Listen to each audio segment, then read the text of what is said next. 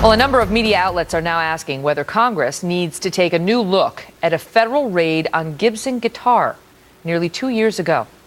In August of 2011, agents dressed in SWAT gear swarmed the company's facilities in Tennessee, accusing Gibson of illegally using foreign wood in their guitars. Now, in light of the IRS scandal, some are asking if perhaps that incident was another example of punishing a top Republican donor. Here to explain, Judge Andrew Napolitano, who's our Fox News senior judicial analyst. And this was a crazy situation when they went down. You would have thought that Gibson was in the business of manufacturing, plutonium. And not guitars with the way this raid went down. Well, I was stunned when I heard about the raid. First of all, it was on 3 different facilities. These guys and women came dressed in SWAT gear with what we would call machine guns pointed at people. And they took dozens and dozens of employees out into the parking lot. They then seized what they said was the illegal wood. They effectively shut down the business, a beloved business to many Americans, but a privately held, perfectly lawful business. They shut it down for about a month. Gibson's legal bills are about $2.5 million. They haven't even gotten back the wood that was seized from them. Now, this wood, if it was improperly imported, that is a civil wrong. It's not a criminal wrong. You can't go to jail for making a mistake. It's not the same as manufacturing plutonium. Correct. It's not the same as manufacturing methamphetamine. Stated differently, there was absolutely zero basis to achieve what they wanted to achieve with guns drawn and people dressed in military uniforms. Okay. This is way, way overboard. And so now why are we talking about this 2 years later?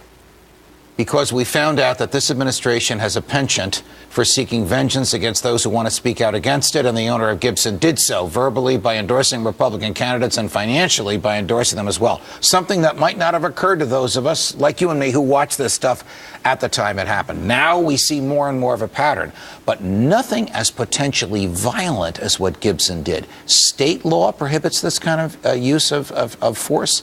Federal law requires that which was seized be compensated for. And the Department of Justice regulations do not permit this military-style raid on a company unlikely to resist, not involved in criminal activity, which made a simple mistake and imported the wrong kind of wood. In fact, the mistake, it turns out, was actually the exporter in India, not Gibson, the importer here in the United States. So who was behind the raid? Who was the one? Was it local cops? Was it the feds? Was it the DOJ? We know it was the feds, but we don't know who in the DOJ, which is why I was very happy to hear in your introduction to this segment that Congress may be looking into this, because Congress can summon Eric Holder if he's going to be revealing this time, and say, did you know about it? Did you authorize it? Who was in charge of it?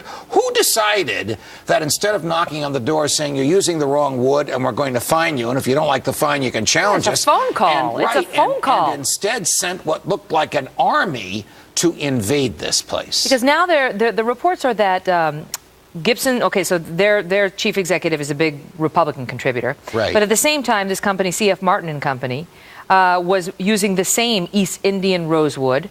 And to make their guitars. Their CEO was a big, is Democratic supporter. With the tens of thousands of contributions to Democratic candidates, he did not get raided. Look, the raid was unjustifiable. The use of force at the raid was criminal. But the government is required to treat similarly situated people in a similar way. If C.W. Martin is let alone or gets a letter in the mail saying, we think you imported the wrong wood, they have to do the same thing with Gibson. They can't use force on Gibson because they're Republicans and a letter in the mail on C.W. Martin because they're Democrats. The whole purpose of the Constitution is to prohibit the government from using its monopoly on force against its opponents and leaving its allies alone. I'm sure that the DOJ would say that wasn't their motivation, that this was not a political targeting. This was, an instance in enforcing the law as is, and they're not allowed to import this rosewood.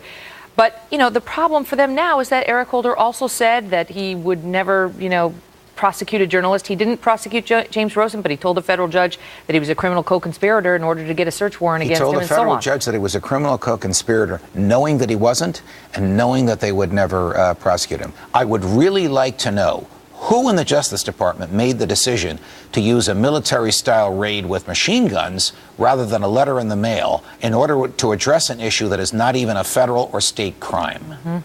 Maybe we'll find out now. I hope we do, because Americans won't tolerate this kind of force in their faces. Well, it's been tolerated. I mean, there was some brushback, but now we have a different perspective to look at the Gibson situation through. So we'll see. And they wound up settling and agreeing to pay a $300,000 penalty. Gibson did in the wake of this. I mean, what would you do if you had the guy, and where does the DOJ raiding you? Right. Well, now there's another lawsuit about whether the feds are going to pay Gibson for what they did to them. All right, got to go. Judge, thank you. Pleasure.